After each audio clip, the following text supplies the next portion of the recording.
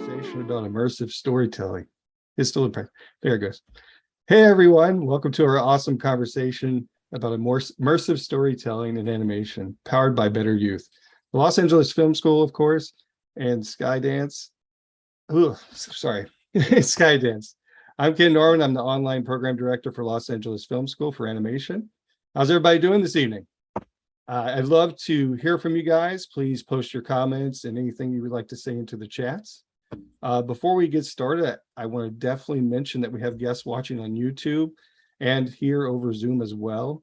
Again, thank you guys for turning in. I definitely want to give a huge shout out to our Better Youth organization. That it's an organization that validates young people by developing their skills through mentoring, through media arts training, specifically foster homeless, low-income youth.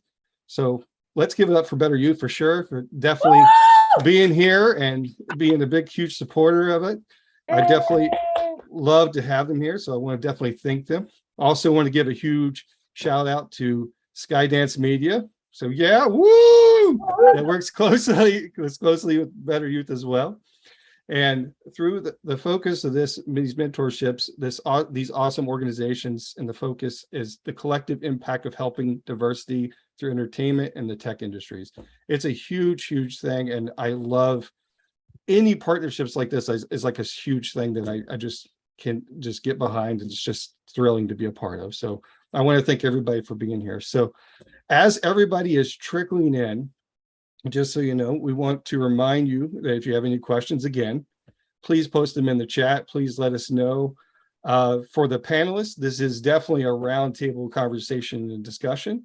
I'll be moderating, of course, and asking some questions to kind of guide the whole talk. But I really want to encourage the panelists to, chime in, have some dialogue, make it very organic conversation to talk back and forth. This is supposed to be fun.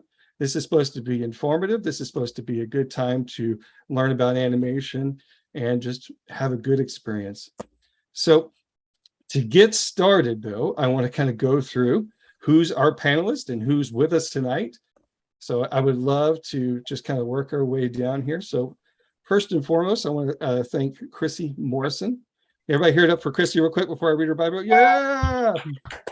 Chrisie Morrison is a Better Youth participant and also a first-generation student of CSU Long Beach and studying her bachelor's in fine arts illustration and pre-production. Chrisie is proficient in using Toon Boom Harmony, Adobe Illustrator, Adobe Photoshop for work. She knows the entertainment industry is a right fit for her because she has a passion for storytelling, collaborating, and making her vision come to life. Christie dreams of one day gaining experience so she could produce her own animated movie reflecting on her life and as a foster youth. So I think that's awesome. Let's hear it one more time for her. I think that's awesome. Thank you so much for joining us to be a part of the panel. I really want to appreciate that. I know you took some time out of your day to do that. So for our second panelist, I want to welcome Peggy Holmes. Peggy Holmes, everybody, give her a shout out, Peggy Holmes. Yeah. Hi everyone. I know it's quiet since it's just us in the room. We can't really hear everybody on the YouTubes and stuff. So we're gonna assume everybody's cheering real loudly for everybody. That's what I want to hope. So Peggy Holmes is an Emmy-Award winner who is currently serving as the director of the movie Luck, which we'll be talking about here shortly, and the first animated feature for Apple's original film and Skydance Animation. She is an animation veteran with more than 30 years of industry experience as a director, writing, or choreography. She's previously served as a supervising director of television at Skydance Animation, where she helped oversee the creative development and production of upcoming TV slate for the company and expanding animation division. Prior to joining Skydance team, she served as a director at Walt Disney Studios, The Pirate Fairy, and The Secret of the Wings, the two most successful Tinkerbell films in the studio's Fairy franchise. Before she was a director, she served as a choreographer for Barbra Streisand, Michael Jackson, and the Academy Awards, and various films including The Country Bears, a Very Brady sequel, Hocus Pocus, Newsies, Wayne's World, and The Fabulous Baker Boys. She has worked extensively in TV, winning an Emmy Award for the Outstanding Achievement in Choreography for her work on Fame LA. With her background as a choreographer and a dancer, she relishes to bring emotion to life through animation and characters and to make us laugh, cry, dance. Everybody, let's just hear it up for Peggy and thank her so much for being here this evening. Yes, thank you so much, Peggy. Hi, We you appreciate you guys. being here. I'm so excited to talk to you guys. Our third and final panelist, but not by any means the least, is Kiel Murray. Kiel Murray wrote Pixar's Cars 3. Let's hear it up. Yes, that's exciting, right? So as an Academy Award winner nominee for original film was Cars as well. While at Pixar, she helped develop many other hits, including Finding Nemo, Inside Out, Ratatouille, Brave, Up. She also wrote for the Walt Disney's Raya, The Last Dragon, and she's penned for the live-action Saints Rai films, Knights of the Zodiac. I hope I got that right. Yeah. And it's set to release in 2023. So a definitely huge panelist here. When she is not writing, she's at home with her family and her husband, Phil, kids. I'm going to try to go Eden, Bosco, and Beach. Yeah. And her awesome dog, Mocha. Am I saying that right? Mocha? That's right. Yeah. In Piedmont, California. So let's hear it up for Kiel as well. Thank you so much for joining us. Yes. It's a very diverse panel for sure, right? So directors, writers, and we got creative artists here too. So I think it's going to be a very fun, active talk, just to kind of loosen everybody up, to have some really good vibes and to feel comfortable here. We're going to start with just a icebreaker to kind of, ease the tension a little bit. You can take these questions however you want. It doesn't have to be about the current movie we're talking about. It could be anything. We're just doing the icebreakers here. So let's start with Christie. Let's say, for instance, which animated character from now to the beginning of time, or any character, do you most relate to and why? Oh, that's a good question. Also, I'm really excited to be here. Thanks so much for having me. If I had to pick one character, I think I really love, and I have to say, Pocahontas, just because I relate to her, because she has, such a big heart, and she deeply cares for people and like the world around her. And I think she's just such a great like equalizer. She loves to balance things, and she advocates for justice and what is right. And I just love that she follows her heart, and wherever her spirit takes her. And I think I'm kind of a free spirit in the same way. And I just love and care for people, and connecting with people around me. And Colors of the Wind is such a great song too. So I would have to say Pocahontas. Well, that's awesome. That's a great pick, and it's such a great movie as well. Kiel, do you have a favorite? I think mine is a little bit too obvious for people that know me, not because they know I like the movie, but because I think I'm most like Helen in The Incredibles in terms of how my life is right now. Just being pulled in all directions, being stretched by my 3 teenagers and my crazy life. So yeah. Oh, my family can definitely relate to that. I got 4 kids, and I feel that's always a conversation in this house as well. So that's awesome. That's a great pick. I was getting pulled. Peggy, do you have a favorite? Yeah, I was so happy that you were going to ask this question, because it made me actually think about it, which I don't think I've ever done before. And I came up with Nala, Tarzan's mom. I love her so much because I can just really, really relate to sort of her desire to nurture and protect her son. Like I could start crying right now when I think about it. So I think Nala. I'm like Nala. I get it. I get her. I love awesome. Tarzan too. It's such a good movie. That scene with Nala and Tarzan where he tells Tarzan, like you're part of us, like you're not different. I love that movie.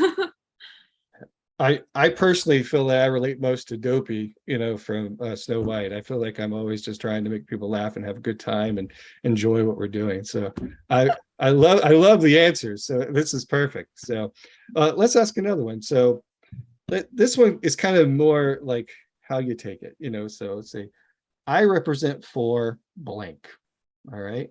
So it's like, what would the fill in the blank here? Like I represent for what? So let's start with let's go Kiel this time. Start Oh, first with good. you. This morning, my 13-year-old got up and said, Mom, I have to go to school early because it is Women's Equality Day. I didn't even know that. So today I represent for Women's Equality Day.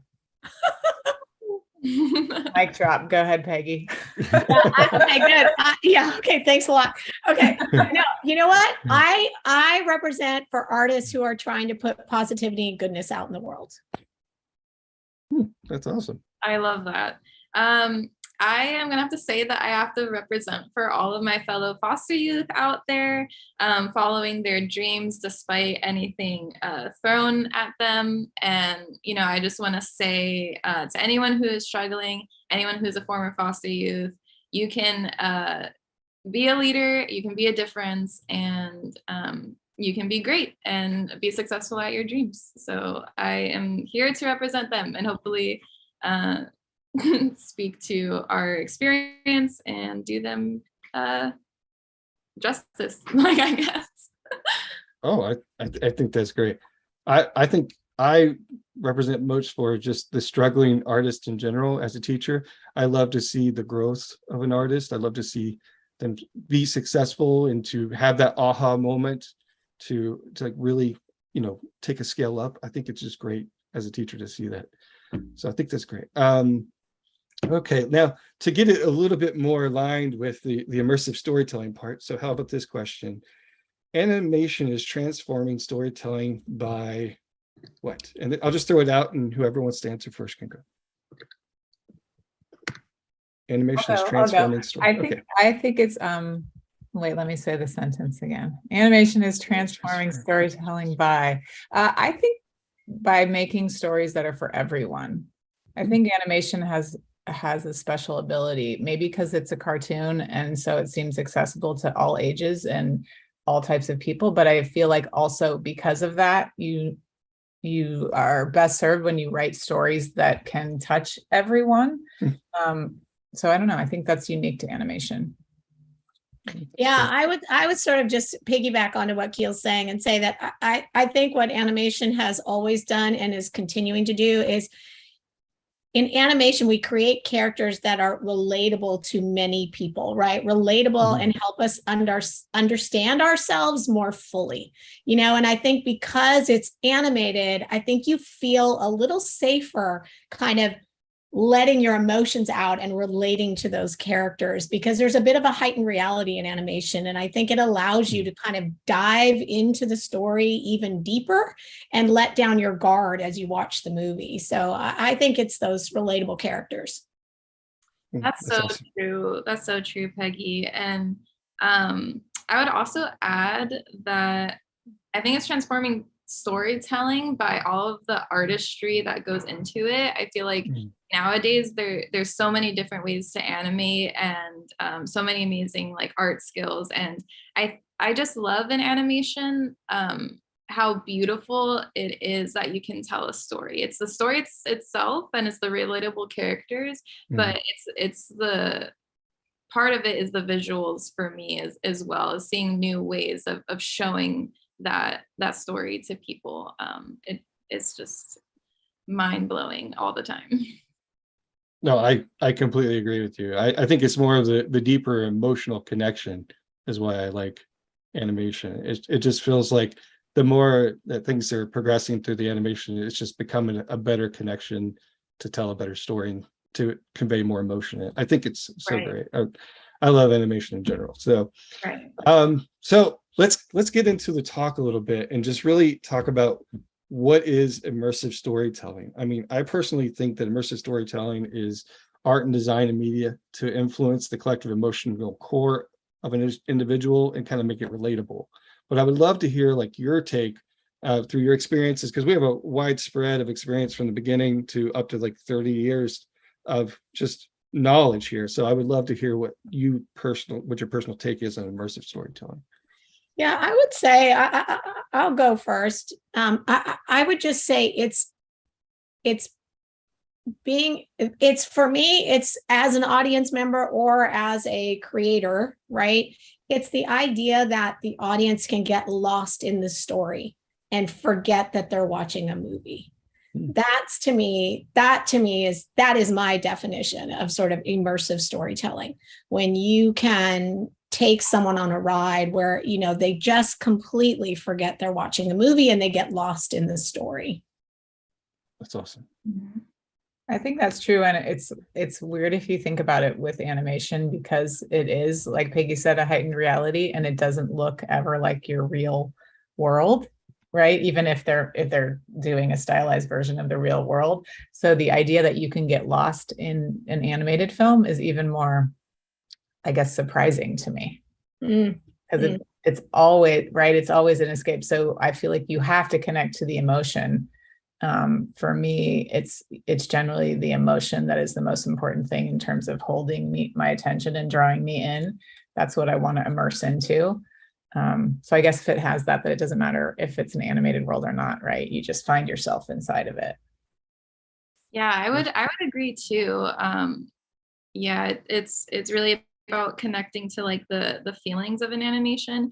And you know, when the story kind of invites you in as the viewer, and you get to see kind of the internal world of the world, like the backgrounds and everything, or the character. Because for me to feel immersed in a story, I kind of want to know what's going on in a character's head, what's going on in their inner world, so that when I see the character crying, I know why they're crying and I can feel them when they cry.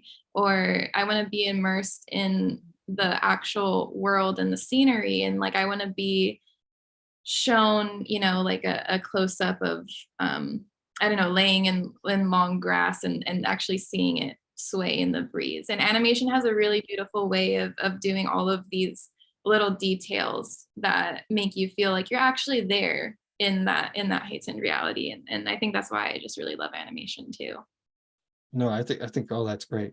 I mean, we definitely are talking more on the, you know, the person viewing it, like who's actually viewing the film, but I kind of want to flip the camera. If you're actually the person that's creating this story, what are some qualities do you think that those individuals need to have to be able to submerge someone in or draw them into their story? I mean, what are some things that you kind of look for in the skill set of the person that's actually developing the other side, that, you know, creating the aspect of the art? So spirit, attitude, appeal, those type of things. You want to go, Kiel, or I can go? You go. Okay. Yeah, I think I thought this was a really interesting question, because I think that, you know, what's so awesome about movies is there can be many different movies told from many different points of views and many different perspectives. So I don't know that there's like particular singular definition of what an immersive storyteller would be, but I think just the desire to want to create something that others can relate to. I think you need to have that desire as a storyteller, right? That you want to have that desire to put something out there that other people can understand and relate to, you know. And I think just in my own experience, you know, I've grown as an artist myself and always keep growing, having a clear point of view of what you're trying to say. You know, that I think has helped me as I get stronger and stronger with a voice or an opinion about what I want the movie to say. I have found that my work has gotten better and better. And I will say on luck, Kiel was instrumental in helping me grow in that way. It was super cool. Oh, thanks, Peggy. I mean, I think that sort of rattled my brain too. What you said is that I think as a filmmaker or storyteller, you just have to have something to say, right? And in animation in particular, you have to have something to say that you really want to say, because it takes a long time and it's really hard to make the film. Yeah, it's so true. It can't just be something that you just kind of want to say, right? You have to really, really, really want it. Whatever it is. And like Peggy said, it can come from anywhere. Any type of person can tell their story. So. Right.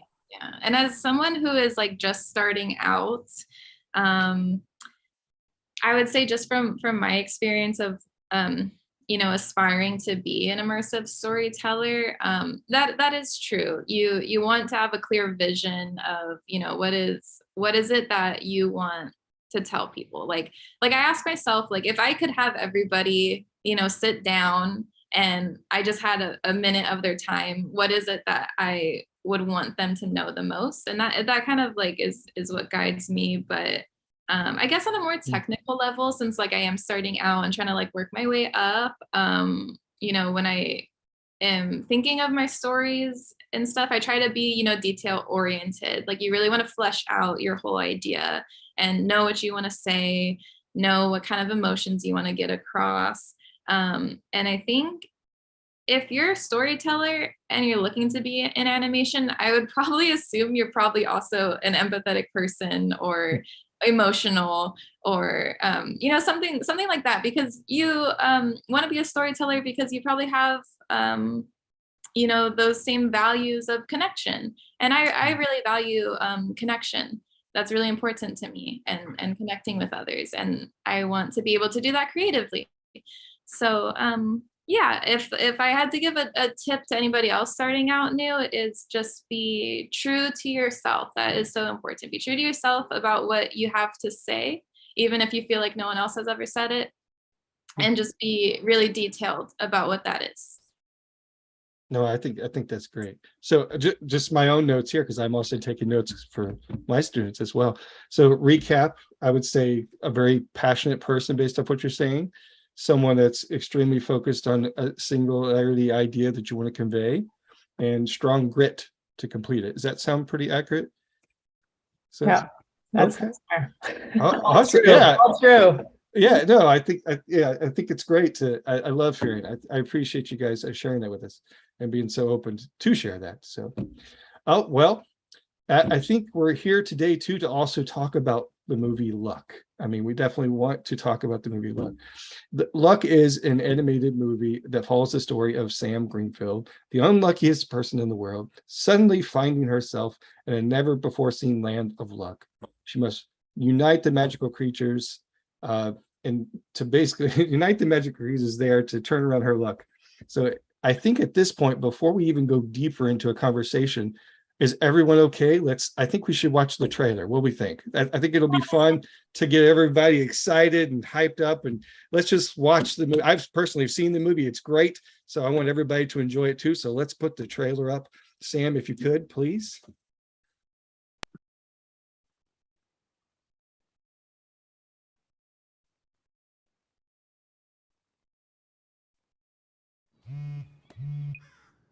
Oh! I blamed bad luck for everything that's gone wrong in my life. You sure have bad luck, Sam Greenfield. Ugh, take that, universe. Oh, until I found an actual lucky penny. Something that could finally turn my life around. Yes! Yes, yes, yes! And what did I do? I flushed it down the toilet. You flushed my penny down the toilet! You just talked. Wait! I just need another penny. Ah!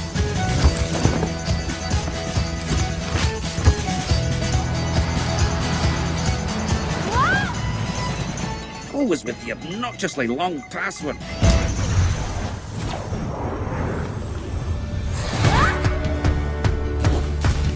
Humans cannot be here! Where's here? The land of luck. I'll leave as soon as you give me another lucky penny. You best start blending in. Hello. Mighty leprechaun Fräulein! Well done, nature! This is where good luck is born. A dragon? She's the only creature that can sniff out bad luck. There's bad luck here too. Good luck on top, bad luck on the bottom. The tiniest amount of bad luck can shut down our entire operation. Just how unlucky are you? Ah! Oh no. Ah! Oh, super duper unlucky? You cause a disaster. The good luck connection has been severed. I doomed you and everyone else to a life of bad luck. We need to fix this. What are you doing here? Good luck to us both. What about Jeff? Und steil, yeah, steil, go down that I have no words.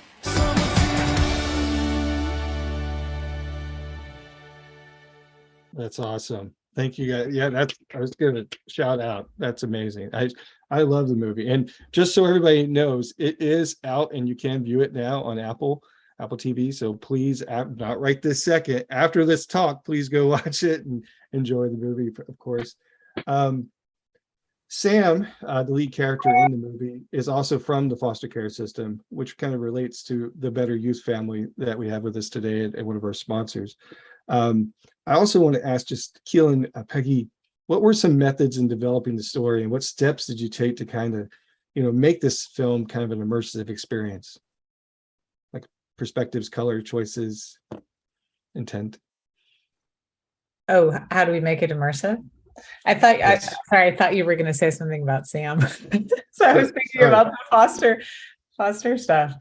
Peggy, Well, that's also a part of it. Like, just how did you make it immersive? How did you guys, immerse yourself into the story to get it out? And yeah, I mean, on that front, we just wanted to be as authentic as possible, and not fall into some kind of trope about, Dickensian orphanages or something.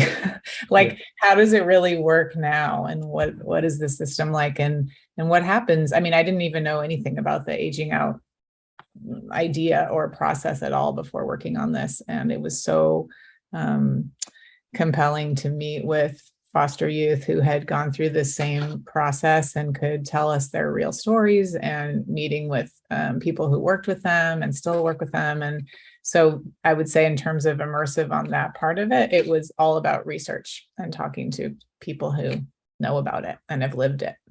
And just so you know, when I did watch it, I did not know about the aging out either, but it did lead me to Googling about it. After I watched it, I was like, what? I want to know more about it. So I think that's great. Thank you for sharing that. Yeah. And I just want to say, when Kiel and I were sort of lucky enough to meet with some young adults from Better Youth and some young adults from an organization in Ventura County. And we were just it just left a huge impression on us, talking with young adults who had lived experience in foster youth. And the things that we were so incredibly drawn to about those conversations was how incredibly positive and generous and hardworking and hopeful these young adults were about their lives, and especially about the lives of others and the lives of friends. And they were like so incredibly generous of heart that it really helped Kiel and I to kind of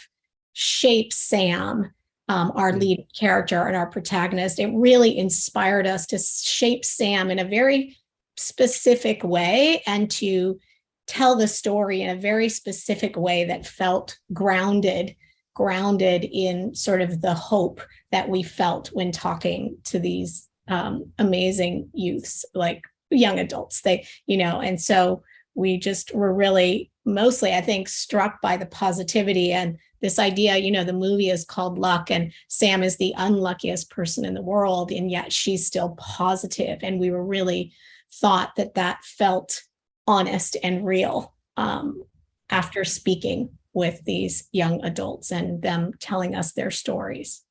That's awesome. So it kind of gave you like the backbone for the whole thing. I think that's great. I can kind of speak to that too, because that's actually my favorite part about Sam.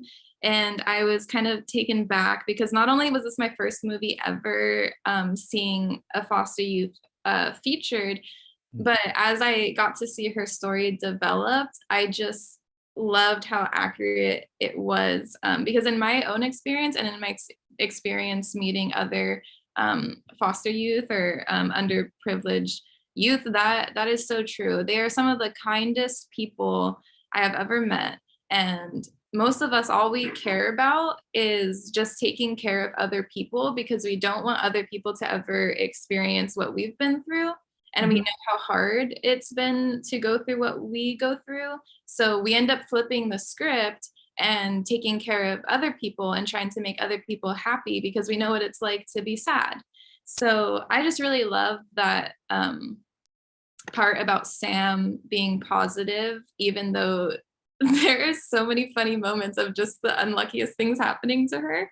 But she still stays positive. And it is so important to be making films like this, because it is so important for foster youth to feel seen and to feel heard, and to not feel like the world is just turning a blind eye on us again. So the movie just has like a special place in my heart now, because for myself, and I imagine for a lot of foster youth, we already feel like rejected, and we already feel kind of like casted aside. So, you know, it was really important for me to see someone who was in my shoes become a hero and become a leader, because sometimes all you need is, you know, just to see that can happen. Because just because it's an animated character, it doesn't mean you can't also adopt that same attitude. That doesn't mean you can't also be Sam. She is an animated character, but she can also be you. And it's just so important to see a character that is so empowering coming from the same background, because it's just that that visual that will give that little spark of hope in some people to stay resilient. And that's so important as a foster youth. It's almost demanded of us to be resilient and to be strong and to fight through every hurdle and every battle and to not give up. But sometimes that's hard. Like it really is, especially if you don't have a good example around you, or you don't have support or a role model. So if you can watch a movie, a mainstream movie on a big screen showing, hey, like that could be me. And all you need is just that spark of hope to be like, you know what, like I am going to be resilient. I am going to be positive. The part I also love the most about Sam was she is so unlucky, but what she cares about is giving her friend luck. And I think that was like the key to the lock in the character. I was like, that is just the cherry on top, because if I could talk to any foster youth, I bet you they would all make the same decision. They would not even go to the land of luck for themselves. They would go for somebody else that they care about. And I just loved it. I think it was so inspiring for me, and hopefully a lot of other people get to watch it too. Oh no, I completely agree with you. I mean, I thought it was inspiring how much stuff she went through and she didn't give up. I mean, me personally, if I spilled coffee on myself, that would have been it. But like just something so I would have lost it already. So the fact that she was so resilient to love, I agree completely. I think at this time, I definitely would like to involve the audience a little bit and just hear a little bit from them. I keep saying Sam. We actually have a guy on staff called Sam, so I'm not referring to Sam in the actual movie. So I know I said a minute ago, I was like, maybe that is confusing, but you know, Sam, can we open up the mic a little bit? Maybe some people share some experience, what they thought about the film, or you know, a little bit of what they're feeling. Is that doable? If Sam's there. Yes. Okay. Sure thing. We'll get that done. We'll give him just a minute. You can type it in the chats as well.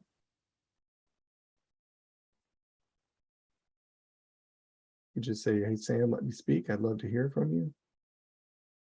I'd love to hear what you guys think about the film. Well, while they're still setting that up, of course, I mean, we're going to definitely let them talk, but I think they just need just a second to get it like ramped up and who could come in and talk. But I personally, she did go through a lot of unlucky events, and did you guys just write down possibly everything that's bad that happened to everybody in production to come up with this list of bad things that happened? I at some point I would love to hear how you guys formulated. I was curious about that too, because when I was watching the movie, I was like, they really probably had to make a whole list of any unlucky happen in any single moment. Because the kitchen scene, there's so many unlucky so many things.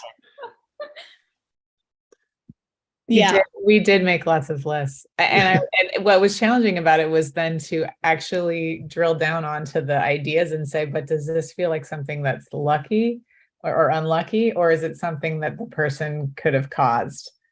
You know, saying, did it come from clumsiness or some other, and then those would be like rejected ideas. So it actually really, there weren't as many as you would think, right? You make a big list and then you go, ooh. Whoa. Yeah, and then honestly, you know, we work with a team of, I think we had about 8 to 10 story artists on the team, right, who start to board out the ideas of the movie. And so then, you know, you also hand it to the board artists and you say, okay, we're going to put her in her apartment. She's got this kind of setup. She's got a sink. She's got a kitchen. She has a bathroom, you know, and you sort of just say, okay, you know, go, you know. And so these incredible story artists that are on your team then pitch back all these amazing ideas that we get to watch and we get to comment on. And, you know, somebody might have an idea of how to make it even funnier. And so it's a matter of also sort of working with the team and seeing like what the funniest ones rise to the top, right? The funniest ones easily rise to the top. And we were very, very inspired by sort of classic physical comedians like Lucille Ball, you know, like Buster Keaton, like Charlie Chaplin, like Donald O'Connor, Carol Burnett. So we were really, really inspired. And because Sam had aged out and is literally living alone, we knew that she wasn't going to be talking to herself, right? We didn't want her to be a character that talks to herself. And we wanted her to be alone in the world because the whole movie is about her getting a forever family. So we just committed to the idea that we were going to learn about her through her physical comedy. So putting all those stakes in the ground, like Kiel said, it had to be bad luck. It couldn't be clumsiness. She had to be by herself. She was in her apartment. And then you just start to go and play around with all those ideas, and the funniest ones end up in the movie. Yeah, I think that's so great. Sam, do you have a couple ready to go? I see a couple I can. Yes. I have Jacqueline Vega unmuted. So Jacqueline, if you'd like to unmute your mic and ask them a question, you can feel free. Or if you don't, we could also read off your question through the chat. Yeah, I would like to ask my question. My question was, what was the most challenging part of writing the story for the film? Kiel? I mean, one of the challenges was just how fast we had to work. So just getting it working quickly was a challenge. I guess we already talked a little bit about trying to make it authentic and true to life is always a challenge. Yeah, those are the two things that come to mind. Also, I want to hear what you guys thought about the film itself too. I want to hear what was your take on the film too. Sam, do you have anybody else? Or we can. Yeah, we also have a Zoom user, but her name is Jen. That sounds good. Hi, can you hear me? Yeah. Yes. Well, I don't really have a question, but I just wanted to say thank you. Thank you for making this film. I grew up in state custody and was a ward of the state. I was in foster homes, group homes, and I actually aged out. So this film spoke to me on so many levels and really influenced me to get into the film school. So I thank you. Wow, that is incredible. Thank you so much for sharing that with us. That's amazing. Good. Best of course to film school. Please keep going. I'm so excited to get started. Great. That's amazing. I'm so glad you're pursuing something that you're passionate about. Thank you. Oh, thank you. Thank you for sharing. Sam, you're going to have to narrate me here. How many do we have? Another one? We have Brian Daniel raising his hand. Brian, if you'd like to ask a question, feel free. Yeah, do y'all do horror? I don't. I don't either. I get too scared if I watch a horror movie, and then I have nightmares for a week. So I have to really pick and choose with my horror movies. Wait a minute. So Daniel, do you do horror? Is that your vibe? You like horror movies? Yes, ma'am. I love horror myself. I've actually written a horror script, but right now we're into the revision part of it.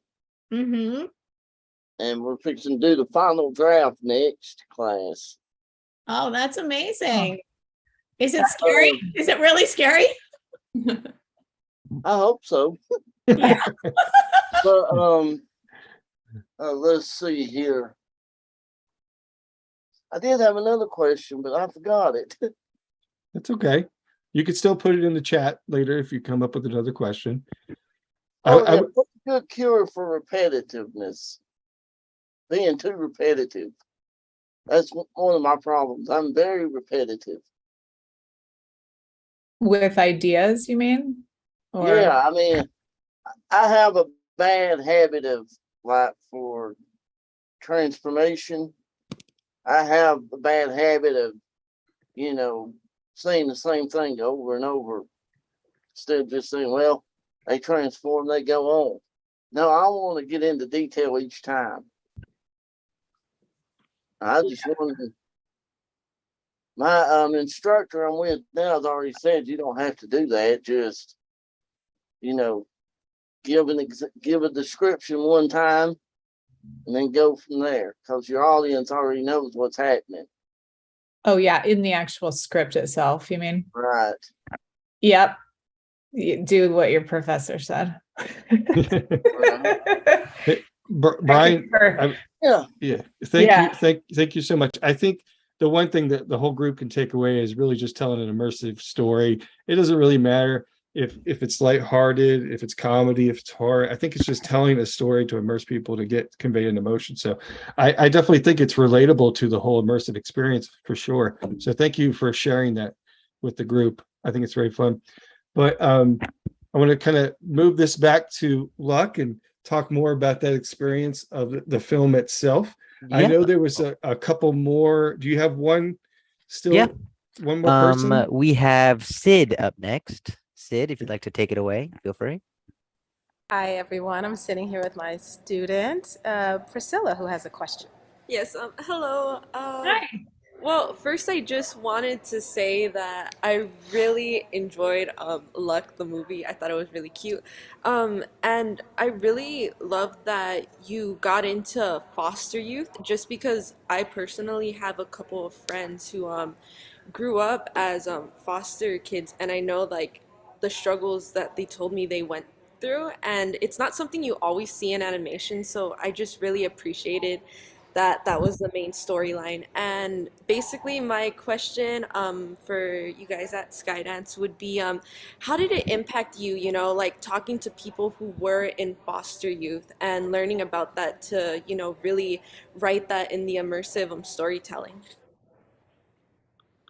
Yeah, I mean, it was like Peggy said, it was so inspiring. It certainly makes you check yourself about what you think a bad day might be.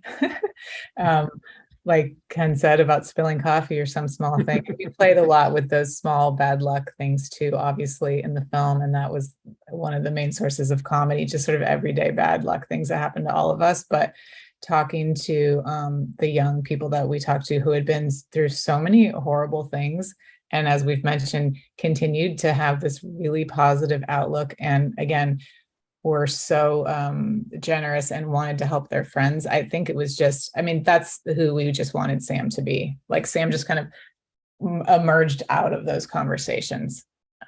So it was really impactful on the storytelling. Yeah, and it really helped us. It really helped us to really hear and connect with the reality of what it is to live, have lived experience in the foster youth system, because, we, Kiel and I are both super open as a creative team. So part of that at Skydance Animation means that you share your film with your peers and you get their thoughts on the movie, right? And you want their thoughts and notes, because you might have an idea that you think is coming across very clearly that they're saying, I don't get it at all. And you really need to try, you want to hear from your peers. Those are the first group of audience that is kind of looking at the story with you. And because, Kiel and I had conversations with many, many people, youths, we felt so confident that we were creating a character that was relatable, right? That her situation was completely relatable and her personality went along with everything we knew about that. But from a storytelling point of view, it would have been an easier, let's say, emotional arc for your character to have her have, real bad luck in her life, like not having family, be super negative and dark, and then she finds the light, in the story, right? That would be a very, very clear, easy emotional arc to create for a character. But we knew that wasn't true. We wanted to tell the story of the heroes. I sort of say they are the heroes of their own lives, right? So we wanted to celebrate that story that we felt hadn't been told before, about this incredible resilience and this positivity and the generosity of heart, So I think that's how it really helped us also, is sort of knowing we had done the correct research and had connected with these people who told their stories. It gave us a lot of commitment and confirmation that the story, when we had to make big story decisions and when we got pushback from other artists who said, hey, this is kind of subtle, maybe it should be this way. And Kiel and I were able to push back with confidence, knowing that we were telling the right story. Thank you for answering the question. I really appreciate it. It's super interesting knowing that Sam was created while keeping in mind like all the conversations you've had with foster youth. Yeah, so thank you. Thank you. I also wanted to ask you too, as well, where did the beginning idea come from in general? Like, where was the concept born when you guys, did you guys just think, I'm really gonna make a movie about foster youth and I want that to happen? Or was it you were thinking about a movie about luck and bad luck, So I'm really curious of like, where was the idea like first born? When I came on, Skydance they were working on a movie about luck. So that predated Peggy and I. What we did ended up looking a lot different, but in terms of the bigger just sort of concept of a film about luck, they had that, so we can't claim it. How we executed it, I think, was what it became about, right? And in terms of the foster youth of it, there was an idea in there of Sam. She wasn't called Sam, but a female character who was really unlucky. And there was a sort of, as I referred to it, I called it a Dickensian orphanage-y thing, but it was more taking this, what could feel like an animation trope of like an old-fashioned thing that you've seen, and trying to really go, well, how does this really work now, right? What is the system and how does it work? So on that part, it was just really diving into the research, and then the luck of it and the world of it was, I think, and I credit a lot of this to when Peggy came on, trying to make it more magical, more, it became magical creatures and things that weren't, none of those, characters were there before. It was a more human-based story before. So it's just kind of really, the magic quotient just went way up across the board. And for me, when I was asked to come on the movie, there were two things that were sort of part of the story, that were part of this production, that I was drawn to. One was this idea that Sam was someone who didn't have family, and I come from a really big family, and it's like the thing I cherish most in life. And I really thought it was a great opportunity to tell a story about someone who has no family, who gets family. I just thought that would be a really emotional story. And as Kiel was saying, it was a completely different kind of project, but there was one leprechaun. And so when I came on, I said, like, maybe we should take this notion of this one leprechaun and we should create a whole world and go completely magical, so that we had this sort of grounded emotional story of someone finding family, but take her to a place that's super magical and fun. So that's kind of how we sort of developed, that's how we sort of developed, was just finding things that we really love, that we were drawn to, that we wanted to see, and then start to develop those into a story. I love that. Yeah, thank you for answering that question of mine too. And I think that that's also like a note, also to the viewers, kind of about what I think is like authentic creativity. It's like taking two things that you think like don't belong together, or you're not really sure like how they're gonna fit. And then like finding a solution anyways. I think that's where like innovation is born, and where creativity, that creative muscle in your brain gets really worked out, because you're like, how am I going to connect these two things that don't really work? Like if it's a human-based story and we just have one leprechaun, does that really work? And then you make a solution and you're like, the whole world is magical now. And now we have a dragon, and now we have a unicorn, which is also one of my favorite characters. Yeah. And I should say a lot of those creatures also in some ways emerged from the research too. They did. When you dive into, luck around the world and what different countries perceive as lucky and unlucky, and what creatures are considered lucky and unlucky, a lot of that emerged out of that research. That's so interesting, because I was just about to ask, how did you decide on like the dragon and the unicorn? And, now that makes a little bit more sense. I know dragons are kind of seen as lucky as well. Yeah. And it turns out that pigs are the luckiest across the board in terms of, in the most places, pigs are seen as good luck. So they got to be the luck creators. Wow. I didn't even know that. That's interesting for sure. Yeah, it just helps you make decisions, right? Research helps you make decisions, because creativity is just like unending. Creativity is unending. And so research helps you make some of those decisions. It's fantastic. So I'm just going to kind of shift gears a little bit here. I mean, it sounds like you definitely had the backbone. You definitely had the direction you wanted to go. But since we still have a lot of people that are still fairly new to storytelling and film development and animation development, my question's more about the whole workflow and the process. Now, you came in, you already knew kind of like the title or what the direction they wanted to put you in. But how much of the story was completed while actual development was still undertaken? So like the actual production part of it. So I would love to talk more about that. Or like a lot of times film people just kind of get in this mindset that it's very linear, like we do this step, then this step, then this step. So kind of like to just kind of share that with the audience of like, how was that collaborative effort for you guys during this film?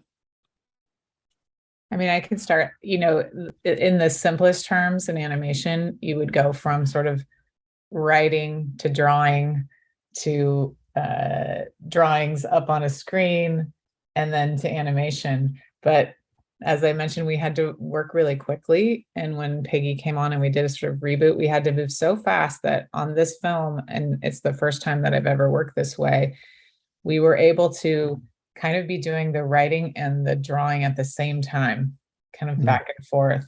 And there's a certain amount of that always goes on, because you iterate, right? In animation, you basically make the movie several times and change it. So of course you're always writing and drawing at the same time. But in this case, in the beginning, we were doing written outlines and giving them to our amazing story artists, who could already start drawing things while we were still figuring out what the script pages were going to be. So it was a really amazing flow, actually. That I don't know, that I think it was turned out to be really successful, but I don't know if it was a one-off because of who the people were, or if it's something that we could do again, in terms of process.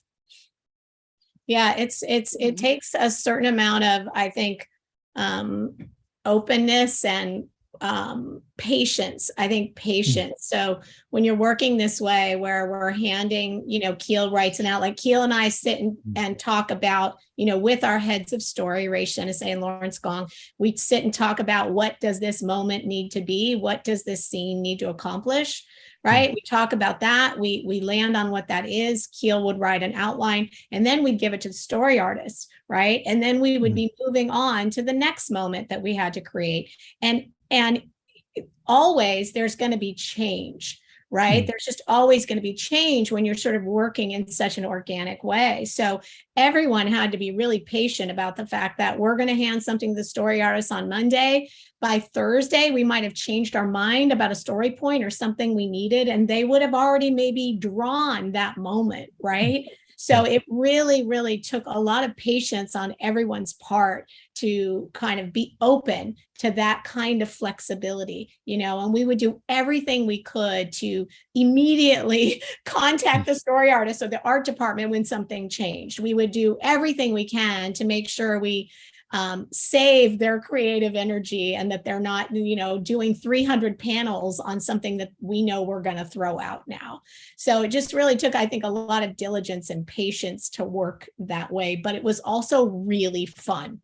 It was very, very exciting to work that way because Kiel would come up with a great moment. We'd give it to the story artist. The story artist would come up with a great idea based on that moment. And then Kiel would incorporate that back into the script. Right. And so it was just a very, very iterative and flexible process.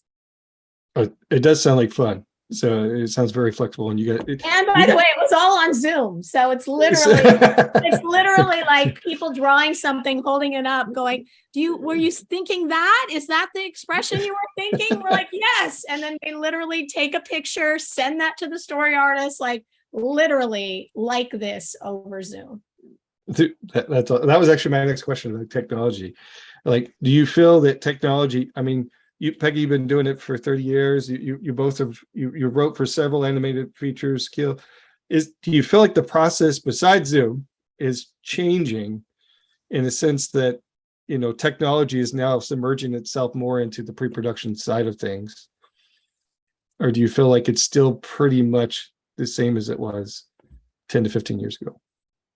It feels kind of the same to me, except for the Zoom part. And I will say that I thought it would be really distancing. And I do miss sort of being in the same room. There's a lot of energy that you get from that.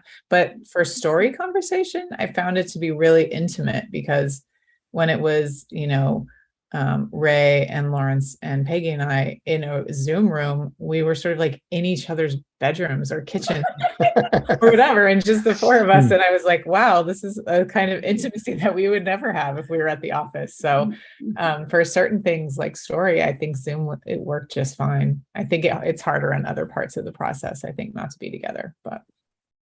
Nice. Yeah. For sure.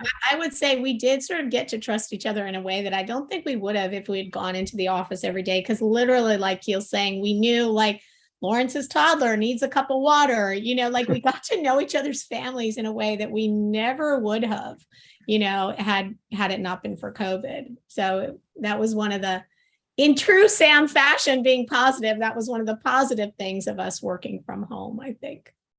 For sure. Yeah. That's awesome. I think my kids actually still miss hearing Peggy's voice in the house. They heard her all the time, and they're like, so Peggy Holmes, you're talking to Peggy Holmes. Yeah. It's so annoying. It's so annoying. So your families were a big part of the collaborative effort too in the background. For sure. And like when we're talking about that, we even recorded our actors over Zoom in this particular film. And so my kid, Simon Pegg, plays our amazing black cat Bob, and my kids are huge Simon Pegg fans. And so his very, very last recording session, I said, Simon, do you mind saying hi to my kids? And I called them kids, but they're in their 20s, right? And so he goes, well, of course. So the kids come in my room and they, lean into the Zoom like, hi. And he goes, oh my gosh, kids. I thought they were going to be like 5-year-olds. So it was super special that they got to, because the same thing, they heard him over the course of several months. They heard him in the household. So it was pretty unique. That's so awesome. I mean, it sounds like you guys were definitely submerged into the production, even over Zoom. It's even like you said, it was very tight knit community of you guys just talking, working a collaborative effort. I love Yeah, that. sorry, I'll So- say one more thing about production because I know you asked us those questions. So Yes. we are Skydance Animation is a studio in 3 locations. We're in Los Angeles, in Connecticut, Yes. and Madrid. So we were the first animated feature coming out of Skydance. So part of what we needed to do with our IT team is sort of work on pipeline and getting I don't even know the right words to use, but getting all the different programs to speak to each other. So it was a massive, massive undertaking for the studio itself and for our IT team, who really did an amazing job. But it's very, very challenging because the programs don't necessarily talk to each other. It takes a lot of man hours and a lot of people double checking notes and triple checking things. And so the production crew, I think, learned a lot on this film about, making a film and about communication, clear communication. It was vital.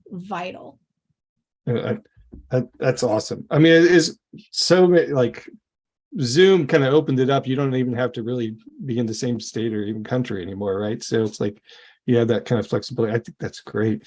If anything, it's just going to make that collaborative effort more awesome in the future, right? Where people are just going to be able to collaborate from everywhere. Yeah. I really look forward to that for sure. We are definitely nearing the end here. So just some real quick final thoughts from you guys. I do have one question I want to ask from online that I'm going to hold for just a second.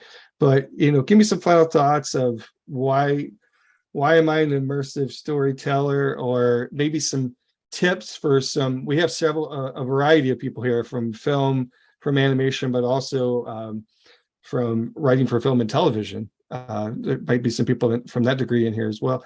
I would love just any tips you can give some students, because I know they would love to hear from you guys and hear, like, what can I do to better my chances to get my foot in the door? What should I target? So I know I threw like 50 things at you, but you could choose any of them and you could just run with it. So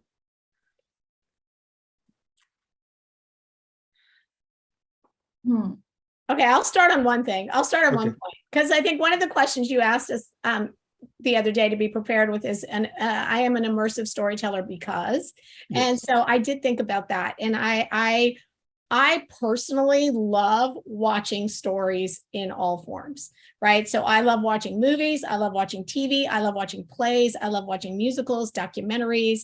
And so if I'm really like thinking about how fun and fortunate I am to sort of be working in an industry that creates those moments that move people to tears or laughter or joy, so having the opportunity to do that, I have just as much fun watching as I do creating. Like for me, I'm just an equal opportunity audience member. I have just as much fun watching something I love as I do creating something I love. Yeah, and I would say I'm the same way. I really love watching anything, and I think that's just one of my happy moments, being just like tucked in on the couch or in the movie theater or just anywhere, and then just getting lost in the story of something. So I really love that. But I think I want to be an immersive storyteller because I want to keep telling stories that get people to connect, because I think when we can continue showing these authentic emotions and showing these authentic stories and getting people to feel it, even if they haven't lived that experience themselves, I think that can connect us even more. And I think we all have an intuitive feeling of wanting to understand each other. And I think the more that we can get those stories out there and understand the uniqueness of everybody's experience and feel that, then we can understand each other more as humans, and then hopefully create a better world to coexist in because of that. So I want to do my part in contributing to making stories that serve that purpose. So that's the goal. Oh, I think that's well said. Well said. I think that's great. Yeah, I'm with these two women. I just love stories. I love thinking about them. I love like having the puzzle pieces and trying to figure out how they should come together. And I think for writers and creators and people who want to do that, I would just say, I know sometimes it feels like all the stories have been told when you sit down to write, but it's never been told like the way that you're going to tell it. Right. So I would say, because the emotions are universal, we all want to connect. And there's these certain, just literally universal things that every human can tap into. And that's what makes the stories the same in a way. But what makes it different and unique is the specificity of your particular story and your voice. So my like tip is go all in with the specifics of your story, whatever it is. And then it doesn't matter if in the beginning you feel like, oh, this is kind of like that other movie or that other, the more you just dive into the specifics of your journey or your character's journey, it totally takes its own path. And then what connects those is the emotion that you might feel from another movie that you've seen. But then that just puts you in good company. So I think that's great for the writing for film and television, or anybody's writing.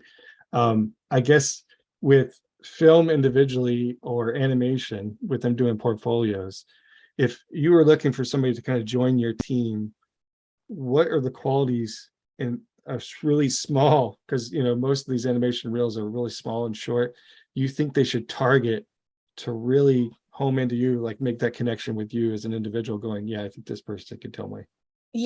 You know what it is? It's that the ideas are clear, whatever it is. It could be the smallest moment, but that the idea itself is super clear, or the moment itself is super clear. That's really what we look for, as in an artist. You know what I mean? Is that like, what is that moment, and is it clear? That's it. Are you portraying, or are you able to communicate the idea clearly? I think that's a big thing, because to me, the style of it doesn't matter. We had story artists on our team that, we had a story artist on our team that was self-taught, hadn't been to school, but like created actually some of the more funnier bad luck moments, was really fantastic, and also some really great emotional moments. So his style of boarding is different from someone who went to school for it. So I think none of that, should deter anyone. Your sort of level of education or anything like that shouldn't deter you. I come from the world of dance and choreography. I am not trained in the arts, the fine arts at all, and I've been able to learn along the way, how to communicate with those artists, but I myself am not an artist. So I think just, really kind of just believing in yourself, and like Kiel saying, find your voice, your style, even as an artist, just find your style. And then also, learn from your friends. I would say learn from your friends and be open to sharing your work with other people that you trust, and hear their opinion, and really hear their opinion. I think that's super, super important. Absolutely. I second that. That's awesome. Well, I personally think you're an artist. I think anybody that's film or choreography, writing, any animation, anything, you're all artists in my book. I mean, I think it's very inspirational and inspiring.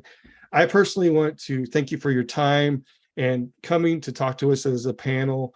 I think this was an awesome conversation. We could keep going for hours, but I know people probably have other things as well. So we want to be mindful of everybody's time. So if you could, everybody that's watching, if you have any questions, please reach out to us through the chat. But I hope you enjoyed watching as much as I enjoyed moderating it. I think it was a lot of fun and interesting talks. Please follow the channel. Please follow Better Youth, Skydance, social media, and please watch Luck. Go watch Luck and let us know your thoughts on it for sure. I just want to state we are going to do a part 2 to the immersive storytelling experience. The next part's going to focus more on technology and how it emerges you into the pre-production, like AR and VR, and that's going to be more on September 30th. So please mark your calendars. We'll be sending out some stuff as well. Please watch Luck, and we'd love to hear more about it. I loved hearing all the inspirational stuff too, because it really strikes home. Like you said, well, the reason you tell stories is because you want to feel an emotion and make a connection. I think that is pretty much the main purpose of tonight too. So I really like it, and I want to thank you, panelists, again for joining us. And if everybody have a wonderful night, and yeah, we look forward to seeing you again next time. Thanks, guys. All right, thanks everyone. Yeah. Thank you.